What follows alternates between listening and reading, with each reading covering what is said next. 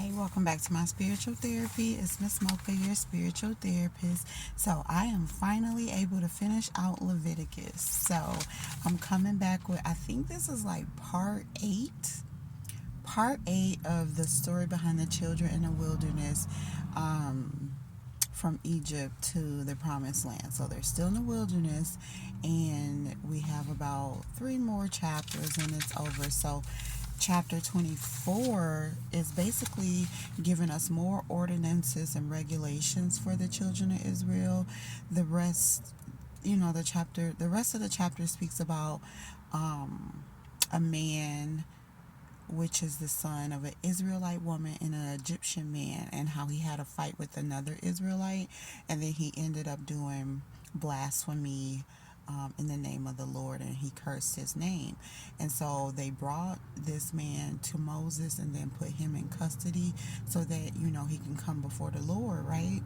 And then God commanded the Israelites to stone him, which was kill him. And so he told Moses to say to the Israelites that anyone who curses God will be held responsible. So basically, the King James Version says that you bear your sin, which is being held responsible. And anyone who blasphemes the name of the Lord is to be put to death. So he ordered the entire congregation to stone this man. Okay, so he takes blasphemy real serious. Is that one of the commandments? Man, I be forgetting all the commandments, but I think it might be one. I don't know. I can't remember for sure, but check it out, see if it is. But he takes it very seriously. He had everybody stone him. And then you get to verses 17 to through 22 of chapter 24, and it's just more ordinances and laws and regulations that God was giving the children of Israel through Moses, okay? So then we go to chapter 25, and the Lord is speaking to Moses to speak to the Israelites on how they will have a Sabbath year. So, not just a Sabbath day. When they get to the land that God promised them, they will have a Sabbath year, which is a year of rest. So they will, reap and sow their harvest for 6 years, and then the seventh year they will rest. And so he talks about what what that looks like, how to go about sowing and reaping for 6 years, and the regulations on the seventh year, how they will eat and everything. Because if you can't, work out in your field and grow crops and things, how you going to eat? So it explains and talks about how they eat in the seventh year when they're only having rest. And so next, it talks about the year of Jubilee, what it is, how to honor it, when it occurs, and the rules and regulations surrounding it. And basically rules and regulations of them residing in God's land and selling and buying property. It really talks about selling and buying property and buying or hiring.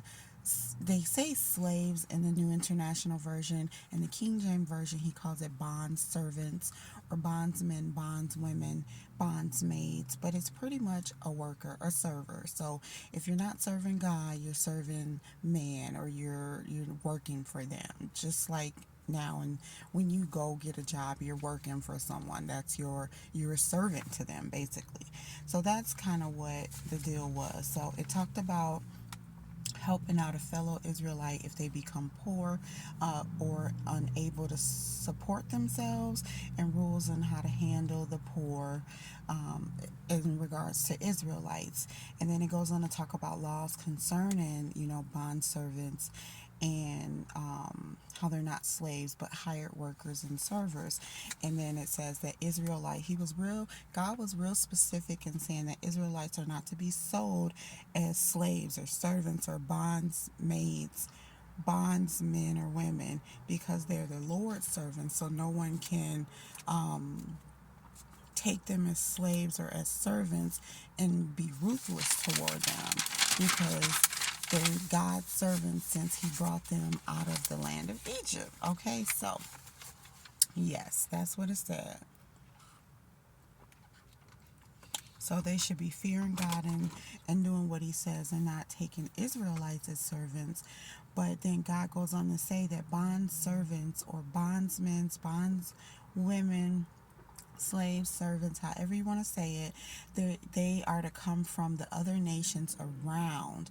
So not Israelites, but any other nations living around them or amongst them, they're able to take them as servants. So workers in their land, because you got to realize that the Israelites, children of Israel, they're rich, they're wealthy, they have these properties, and so they have all these fields of land, and they're going to need hired helpers to help them with their homes, with their crops, with their fields, with the work that they're going to have. So God is trying to teach them how to hire people to work for them.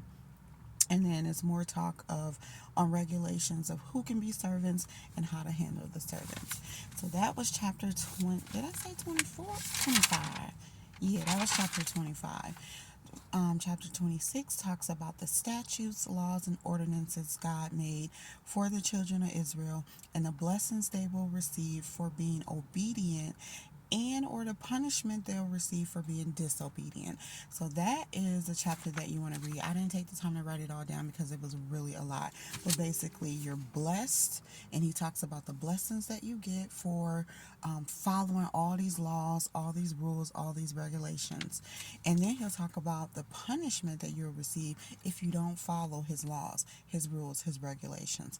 And it's a lot.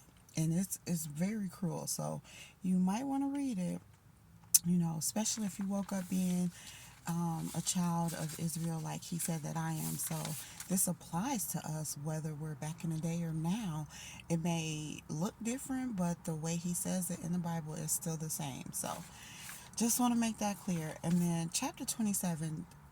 Leviticus ends with chapter 27, and it's basically more commandments to the children of Israel.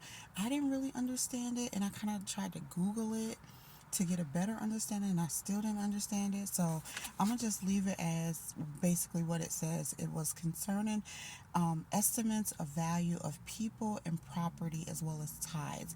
So basically everything that's promised to the Lord in vows. So if you made a vow to God and you don't have nothing but people to give him or property to give him or tithes to give him, it all depends. It's like an offering of people, property, or tithes. And so that's how I'll leave it. And God estimates the value of the people, of the property, or of the tithes that you're giving him. So that completes, I was about to say Exodus, that completes Leviticus. Basically, it's all about rules, regulations, statutes for the children of Israel while they're still in the wilderness, but it's preparing them on how they're going to live in the land that God has promised to give them. So that was very informative. We needed that. Thank you all for listening. The next book is Numbers, so I'm not sure when I'll start that, but that will be my next video, breaking down the book of Numbers, because it's still a story, or the story behind the children of Israel in the wilderness. They didn't get to the promised land yet in Numbers.